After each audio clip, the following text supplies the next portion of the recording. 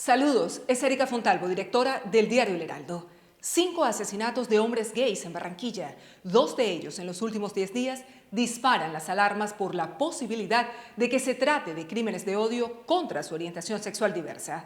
Al margen de que sean hechos aislados, lo cual le corresponde establecerlo a las autoridades, el Observatorio de Derechos Humanos del colectivo Caribe Afirmativo ha identificado patrones comunes en estos homicidios, registrados en las Malvinas, el Recreo, el Santuario, el Bosque y el Rubí, similares con otros casos en Bogotá y Medellín. Uno de ellos es la asfixia mecánica, es decir, la obstrucción de las vías respiratorias como causa de la muerte, y el otro, que en la mayoría de los casos los decesos se produjeron en espacios privados, como las viviendas de las víctimas, donde éstas se encontraban indefensas. Algunas de ellas lucharon por sus vidas.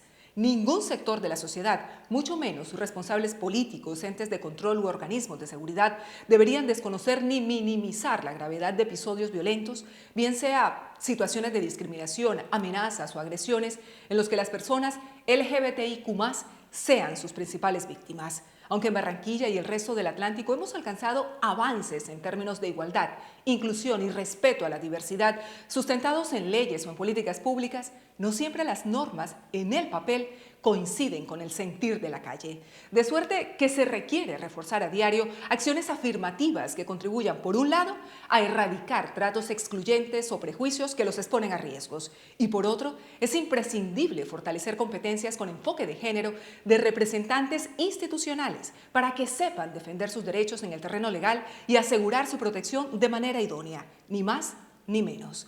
Con pasmosa frecuencia, a ciudadanos que abiertamente rechazan la diversidad les resulta demasiado fácil pisotear, vulnerar o humillar a personas LGBTIQ+. Ni porque sean situaciones de violencia encuentran respuestas adecuadas de la justicia o de la policía. En consecuencia, es más que razonable que muchos de quienes hacen parte de estos colectivos se sientan inseguros cada vez que salen a la calle. ¿O usted en su caso no lo estaría? A nadie su libre elección de identidad u opción sexual le debería causar contradicción por el repudio que causa en otros.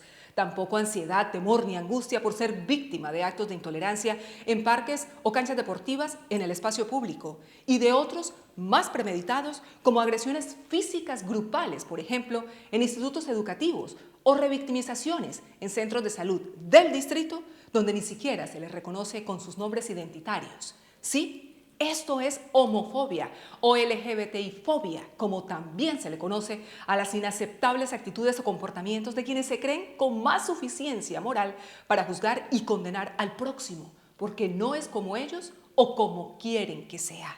El mapeo de la exclusión de Caribe Afirmativo recién publicado en El Heraldo revela en detalle los 5 tipos de violencias estructurales que soportan estas personas en Barranquilla.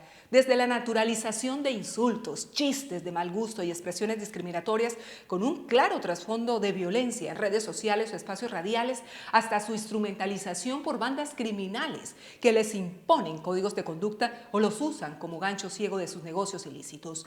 Todas son situaciones que deben denunciarse sin ambajes de ningún tipo.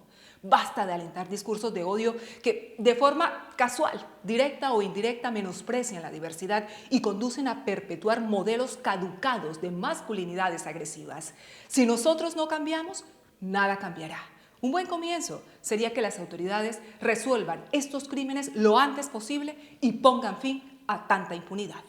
Desde El Heraldo, seguimos en contacto.